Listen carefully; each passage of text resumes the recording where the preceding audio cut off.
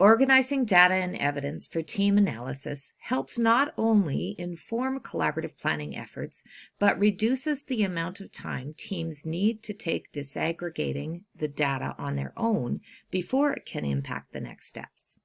The organization of data for teams needs to indicate overall trend information related to overall student success, as well as overall success on the individual questions or topics addressed. However, it also needs to include individual student information, collated to quickly identify each individual, their overall scores, and then more importantly, the individual question or topic results. Critically important to this organization is the establishment of criteria to help color code the data to be accessible for teams and quickly show visually overall and individual trends and areas of concern.